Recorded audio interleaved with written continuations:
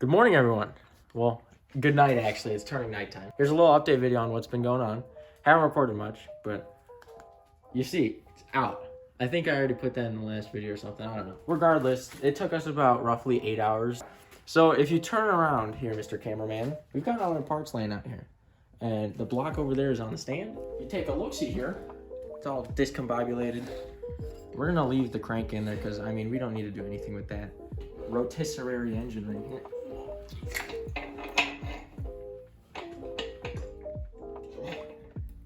How a freight be like. Alright, let's take a gander here.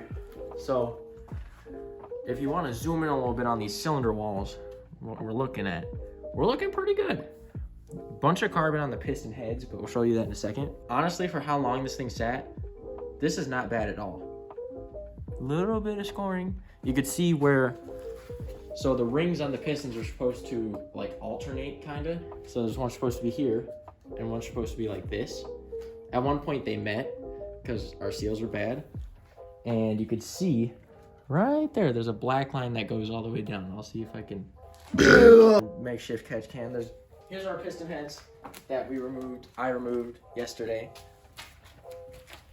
A lot of carbon buildup, but I mean, that's to be expected for 118,000 miles. Not much to really say, we're replacing it all anyways. Our bearings look great. They're looking good on all the cylinders. Can confirm.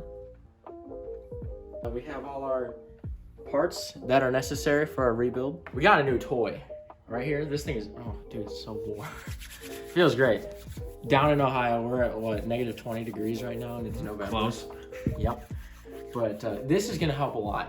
Here's all our parts. This is literally it to taking apart the Miata, and half of it's for the front end. Little booklet here, this tells us how to rebuild the whole thing. It's like a Lego kit for adults. I still can't read it very well. Pretty much, I'm not gonna read that. Who needs that anyways? There's that transition. All right, so we have our unboxing. We have a bunch of new toys. Let's start with the one that came in first. Fuel pump relay. That was unnecessarily, what, $60? I wasn't paying attention to the price. But. Okay, we have all our seals and rings. Although, here, I'll take them and show you guys. We got the top. Those look good. And we got the third for the oil. And then we got second. Yep. And those are, I'm pretty sure, for the rest of the oil dewage. We got rad hoses for a radiator we don't have, which is my fault because I forgot to order it. We got lug replacements for our locking lugs. Next, timing belt, which ours is pretty much new, but we got a new one. Our rod bearings. There you go. You know, close-up action on there. Got our rod bearings. Looking good, looking good. They look pre-used, which for Rock Auto, I guess that's as good as we're gonna get.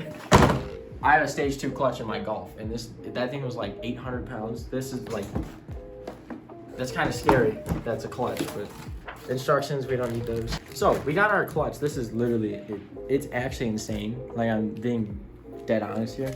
This is tiny. Yeah, that's gonna suck to put in. We got our sealant, which we're not gonna use because who needs that? We got another bearing. It is the lining tool because there's grooves that shows in there, you know.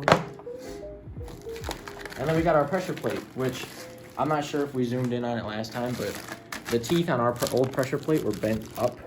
I don't even understand how someone does that, but Miata owners, am I right? We got our gasket set, which I didn't even open it. I did open.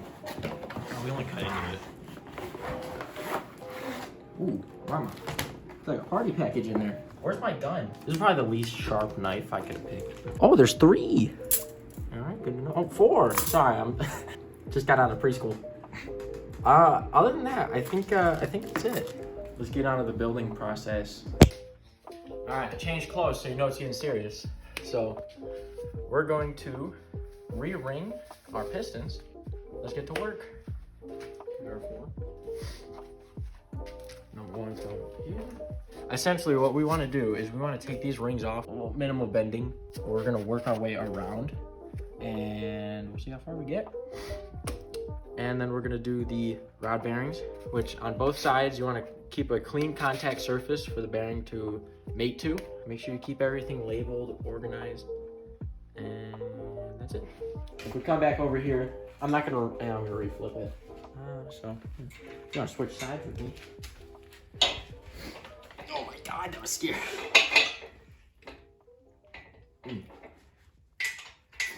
So, I'm not sure if you guys are gonna be able to see this, but you wanna make sure you keep everything labeled. So, there's pink lines right here from my paint pen, and those line up with a pink line on one side of the, see there's a little bit of pink on this side, so it's gonna end up lining back up like that. After a lot of time, they wear in a groove onto your crank, so it's much easier to put them back in that groove. So if you keep it labeled, you can put it back nice and easy. Show those Johns over there. And the way they're labeled, you want to keep them, well, not keep them, but you want to put them on how they're labeled. Because there's certain sizes and certain sets. So we have our top groove, our second groove, and our third groove. So top, middle, bottom, and then these go around the oil ring on the bottom. So we'll put those under there. Let's read the instructions. All right. So they were read about halfway until I got bored. So we're gonna start by taking them off take off the old ones. So work your way around, keeping that one still. God, it's a pain in the butt. There we go, nice and smooth like. Try not to damage your piston as much as possible. What you're supposed to do is take a feeler gauge and measure the gap while it's in the cylinder, but there's no order in which any of these go. We'll take off number 2, nice and gentle like. Ow, my finger. So, all right, that one snapped. That's fine. See how brittle they are. So you don't want to do that when you're installing them. Now, I'm gonna read up a little bit on this last one, the oil ring. So, all right, much easier with the fingers, the grippers. Number 3, we need to take these guys out. There we go. There's our top. We're gonna take off the bottom one. There we go. There's our oil ring. You can see a lot different than the others. So these ones actually meet. Nice and simple. So what I'm looking for now is any gaps or gouges, which, I mean, I highly doubt. So we'll leave it on the same side, and we will look at the book again so we can properly do our new rings. So into the book we go. All right, so we have all the pistons re-ringed. If you can see, I mean, they look the exact same. Eventually we're gonna have to move them around because we mess them up, but now we're gonna do our rod bearings, which are these little inserts here. So basically what we should be able to do is just nice, pop them out. They're basically just press fitted, which ours look really good. There's a little bit of scrapage. Oof, that smells awful. Oh yeah, man, that smells like poop. They only go in one way, in here. So this is our rod cap. Right there's our little groove. And then on these, you can see there's a little groove. And so basically when they're mating, they meet up like this, so the 2 grooves are on the same side. And then this side is essentially just flat. So when installing these, you want to keep the mating surfaces nice and dry. So we're going to take this jar and dry off the inside, which it should be relatively dry, just dirty. Keep that nice and dry. Then we're going to take a rod cap, dry it off, nice and dry. And then when installing them, I'm gonna put on some dry gloves, keep them dry. What we do is we take this, our fresh new bearings, and if you can see, nice, fresh and new. Shove this on the head. There's our groove. Plug it in nice and gentle like, and then it'll press in one of these years. There we go. And then when you put them in, it'll eventually flatten out. But what you want to do before you insert into the crankshaft, which we're gonna, or take a little bit of oil on your finger, and then you're just gonna roll it on the inside. Perfect. Nice and lubed up, get the whole thing. There we go. We're gonna do it again before we put it back onto the crank. But there we go, that's how we install it. We do the same thing with the rod cap. We'll show you here. Take it, keep the mating surface nice and dry. Try not to touch everything with it, which is kind of difficult. There we go. Eventually these will just flatten up. Do not drop them in your engine. I mean, it's self-explanatory. Lube that one up. There we go. Keep those mating surfaces dry as possible, but these ones nice and lubey. Nice and lubey.